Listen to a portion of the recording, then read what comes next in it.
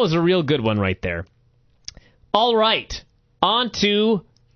Oh, do we have to talk about Raw? Which shitty show would you like to discuss first? Let's talk about Raw, and then we'll take a trip back in time.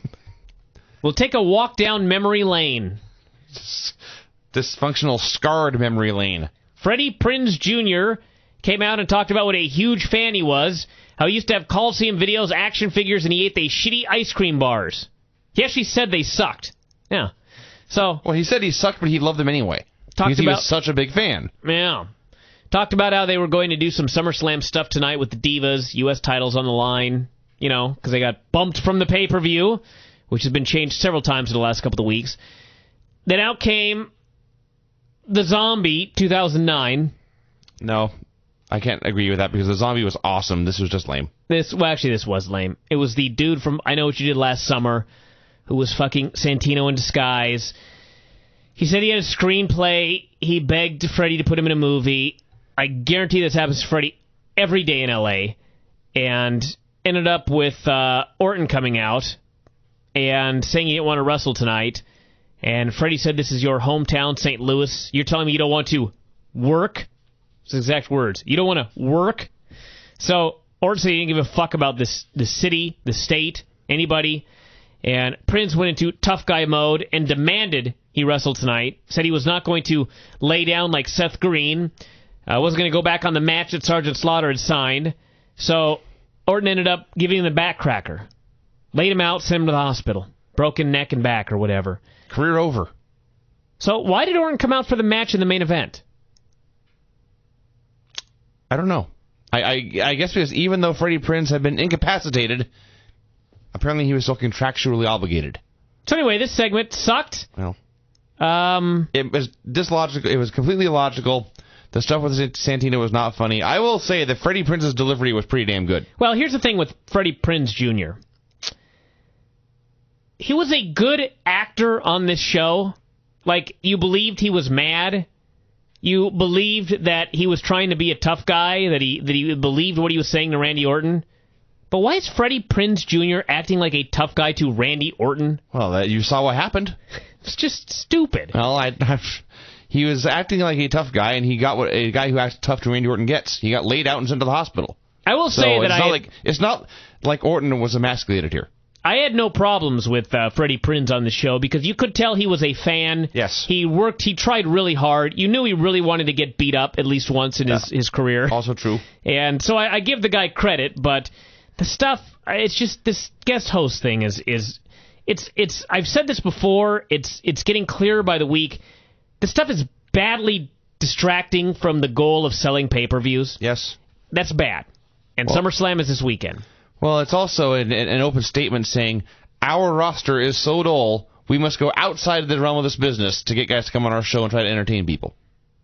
That's a bad message to send. So poor Kofi, who had new tights made for SummerSlam, got bumped from the show this weekend. So he faced Carlito for the U.S. title here.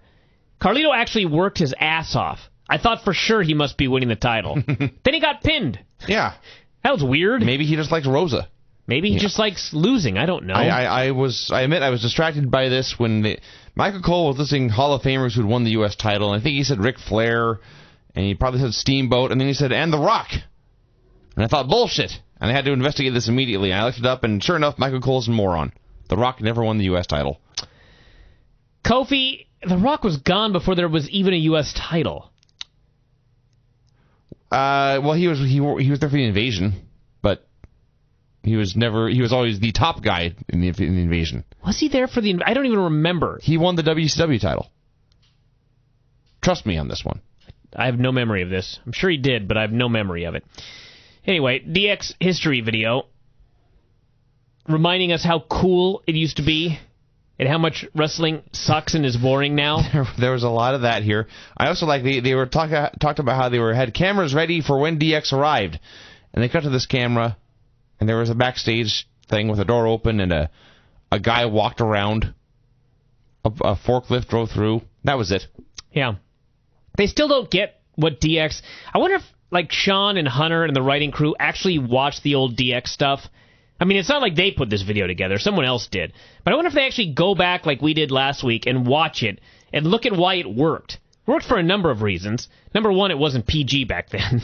That's for goddamn sure. But number two, DX did like a whole bunch of comedy, but then they had these serious aspects of it. They would really beat somebody's ass. Yeah. They would really cut a serious promo. Now it's just like all fucking comedy. It is all comedy. It is all bad comedy and a blatant attempt to shill merchandise. Sure. And that's the gimmick. Yeah. That is the goal. And they recognize that they're now old fuckers playing a role they played when they were young. And I believe Sean has said this, but he is now a man in his 40s pretending to be a guy in his 30s pretending to be 14. Yeah. And it's so absurd that all you can do is go do dumb comedy and sell some merchandise and try to have some fun and make some money. He basically said it sucks, but the people seem to like it. Yeah. So there you go. Evan Bourne lost to The Miz. Depressing. I guess Evan is having some problems, so he's going to be jobbing right and left His here. hair is a problem. That's another problem, actually. That is certainly a problem. Cut your fucking hair. God bless the guy, but you either got to grow it out or you got to cut it. Right now, he looks more like somebody working in an office than ever, and that's bad. Or pouring coffee. Waiting tables. He's not like a star, this for sure. No. Yes, Miz has new gear. It is trunks and knee pads and boots, which ordinarily I'd be in favor of, but he looks so generic. He looked like generic pro wrestler, at least before he was The Miz in his wacky skater shorts and that strange hat. Let me explain something about hair that I was taught when I was wrestling. When you're a small guy like Evan Bourne, for example, I mean, he's got a great physique, but he's small. Right. Okay, so the whole idea is to make yourself look a little bigger, to make your body look bigger, you need to make your head look smaller. Sure. That means you've either got a ponytail that you tie back, or you've got a really short haircut.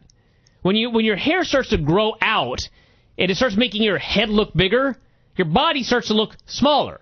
So, Evan, cut your hair. That's all I'm asking. Then we had I would like to congratulate Evan Bourne for his... I believe this is the first time he was buried in his hometown. So there's that milestone out of the way. Well, you should have known that was going to happen anyway. Yeah. We had DX arriving, and Jillian sang, and Sean was appalled. They poured garbage on her, and then Santino showed up and was acting because he wanted a role in Prince's movie, and so Sean super kicked him, and that was that. Yes, and the highlight of this, besides the jokes about wrestling, where, as Hunter said, noting, this place never changes. Yeah. And well, that's true. That is true. And Sean throwing out a super kick, and Hunter saying, I don't think he was going to harm us, and Sean saying, I know. Then Hunter noted, that was really cool, your hat never came off. And Sean said, yeah, the hat and hair are connected. Which, again, they're just doing this to sell merchandise and entertain themselves. Sure. So, hey, I enjoyed it. We had the... So then they came out. Interview segment where they were doing their thing. The music played. There's a long delay before they came out. Then they came out. They had the big spiffy light show. They had the glow sticks they were waving around. They had their merchandise. Glow sticks. Yeah. Well, again, Brian, available for I'm guessing about $7.99 a pair at the merchandise stand. So we'll then find out actually. They did their shtick. The crowd roared forever. The pyro went off. They were posing. They waited forever to talk. Milked it for all it was worth. God bless him. Hunter asked Sean if he was happy to be back. Sean said, I missed this. I was bored out of my skull. I've seen this 100,000 times before, and I was sitting there trying to figure out what is the appeal of this bullshit. Why are they happy that DX is back? What makes this better than just Shawn Michaels and Triple H? And then, right as they started to do the real shtick, Legacy ran and attacked them. And I said, yippee! Thank God! Legacy is here! And Legacy laid them out, and they said, yeah! Go Legacy! Way to go! Kill these men! So I was into it, but I think this still backfired. Well, the big problem, I'm sure everybody was sad that they got beat up, but they got beat up 6 days before SummerSlam. Yes. This is like last year when Cena and Batista had their giant match signed a week before SummerSlam. It did not make that big a difference. It was a failure, in fact, as far as drawing money. So, anyway, it was a good angle. I mean, this, as I noted on the board, somebody was yelling at me about this. This was the only good thing on the show. That does not mean it was all that effective. Right. You can't do this stuff a week before the pay-per-view. Had they done this last week, and then this week DX came back and vowed revenge, maybe that would work. Sure. But they didn't. DX never even got a promo about it. No, we never saw them They never again. even got mad and said, we're going to beat your ass next week. No, they were never seen again. I can't find the glow sticks yet. There's 4 pages of DX merchandise. I just want to read some of this stuff here. Degeneration X shock shorts. I don't know what those are. Did not ever buy me those. But I hope they're not those shorts that fucking Sean used to wear. Because those were shocking shorts. Remember when he was a special ref and Hunter called him out on those shorts? Yeah. That was awesome. DX iPhone iTouch arm strap. Oh. Hooded sweatshirt. DX stocking. I like how these all say, like, exclusive. No shit. You can't buy these in the Figure 4 store. Not yet. Shock t-shirt. I guess the shock is that logo. It's shocking, I guess. Degeneration X new and improved DVD. Wow. That's a lie. Degeneration X candy cane ornament set. But that's a hot seller here in August. What's wrong with people? Here's the DX Light Up Pen, $8. I don't know if that's the glow stick. DX United Kingdom t-shirt. Degeneration X playing cards. Degeneration X lapel pin. And what special event do you wear this lapel pin at? Who puts on their suit, looks in the mirror, and says, you know what this needs? A DX pin. Dog tags. Perhaps your dog is a degenerate. I would like to note that the Degeneration X wristband set is not exclusive. And then we've got the Degeneration X clothing belt. Oh, Degeneration X youth flip-flops. Go back one. What is a clothing belt? That's a belt you wear around your waist to hold up your trousers, Vince. Some of us need a belt. As opposed to a championship belt. Sure. I guess. I see. All right. We're going to move on here, but meanwhile, I'm going to start looking through some of these other things that you can buy, and we'll go through some more of these as we go on. So you keep going, and I'm gonna click on Boogeyman here to get ready. I'll try to... Oh, my God. I'm just going to go on right now. We've got a Boogeyman mask for $8, a Boogeyman figurine ornament for $15, and... Worms? I'm just going to read this. Then maybe I'll let you come over and look at the picture that accompanies this product. It says, and I quote, Boogeyman Role Play Series number 3. Why don't you come here and look at the photograph that accompanies this? This had better be a child in a costume is all I can say. That sounded wrong. I've heard rumors. Look at this. I can't stand up. Well, that's not the first or the last time, I'm sure. What the fuck is that? Click on it. What is that? Click on it. I'm afraid to. What is that? Who or what is that? Click here to view a larger image. Oh, look at the larger image. Come here. I just sat back down. No, you got to come here and look at the stick right. that this man is holding. Remember the Boogeyman stick that fire came out of? Yes. Apparently they couldn't find it for this photograph, so they used that. Yeah. Wow. So what you're looking at there, Brian? It appears to be a man in an Ultimate Warrior face mask. It's a child in a costume. That can't be a child. I didn't look that close. I assume it's a child. But he has a Boogeyman mask, a It's toy not stick. a Boogeyman mask, though. It's an Ultimate Warrior mask. That's the best part. They just painted it. Yeah. So he has a mask and a stick and a toy clock so that your kid can run around the house pretending to be the Boogeyman. Because what father wouldn't want that? Holy Christ. All right, we're going to look at more of these after a while, but let's get back to the show here. Back to action. Back to the action. Mickey and Gail for the Divas title. Apparently a lot of people saw a different match here. I saw a match that wasn't all that bad until Gail got knocked out and the match fell apart. Dave saw a horrible match all the way through. What did you see? I saw, up until, of course, the concussion, but the first part of this match, I saw a pretty darn good match that not one person in the building cared about. That's what I saw. So if you're judging a match based on crowd reactions, I can see how this would be a failure, but I watched this No, and he thought the action was poor. Then he was high. I think we just got the West Coast feed. Sure. The East Coast feed was a different match. My biggest impression on this match was actually that this followed that DX angle, and Jerry Lawler was so upset that DX had been beaten up. Yeah. That he had trouble ogling the girls. Yeah. He cannot bring himself to enjoy this. He was concerned for the safety of Hunter Hearst Helmsley and Shawn Michaels. Bullshit. Cena did a promo running down Orton. It was all goofy comedy. This was bullshit. This was not even no buys. This was negative buys. This had to turn people off from buying this show. This was the contender to the WWE title on allegedly the second biggest show of the year. Allegedly the summer version of WrestleMania. Talking about zits. And, it sucked. Yeah. It sucked in every way.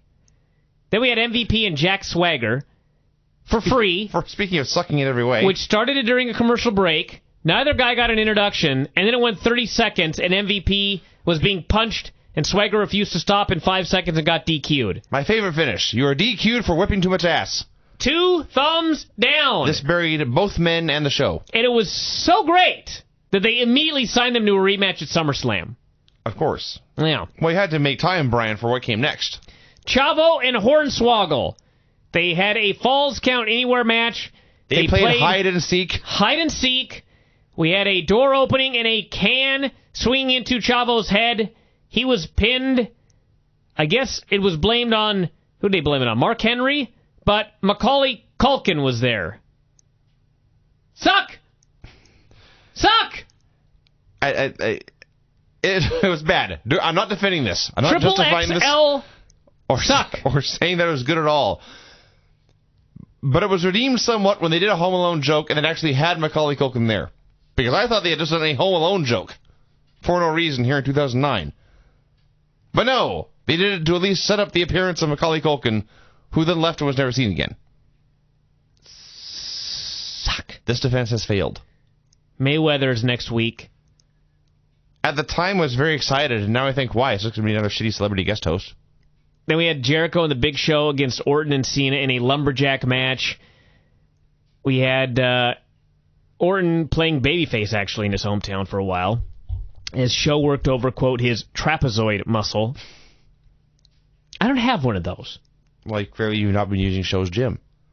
It would be Orton's gym. Or Orton's personal trainer. Cena got the hot tag, ran wild. Some stuff happened. And anyway, Cena ended up pinning Jericho. And then Orton laid out Cena. And then Orton ran away. And Cena was so devastated. The show ended. He was so devastated by this RKO that he recovered and fought off both tag team champions by himself. Tag champs buried. Orton's finisher kind of buried. No one could care. This was...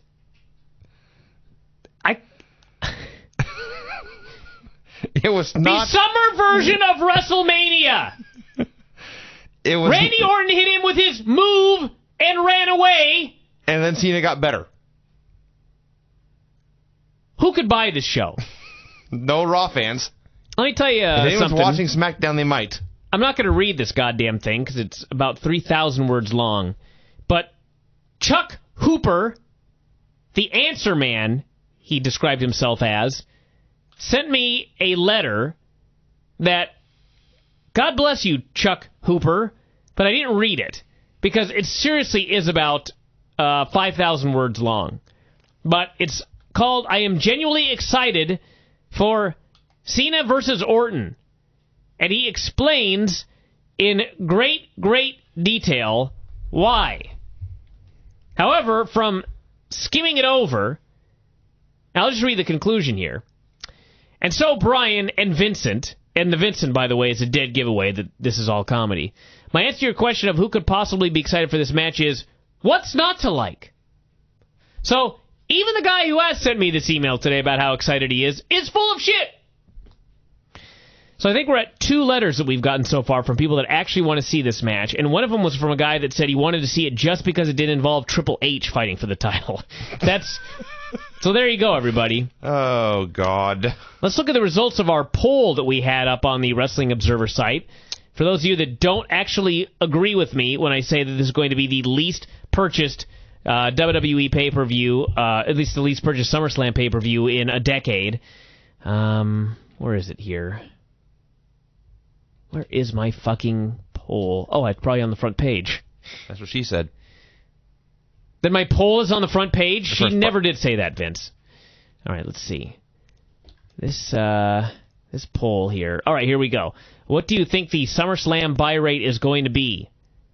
Less than 200,000, 16.8%. That is the most votes of all. That's bad. That is not good. People have low hopes for this then. Dave somehow put this in a weird order instead of just putting it in order of what people actually thought via percentage. But anyway, yeah, I don't expect a lot of people to buy this pay-per-view. How could you? I don't know. I don't want to go into it again. So we're going to play a song, and then we're going to get into an even worse show, believe it or not.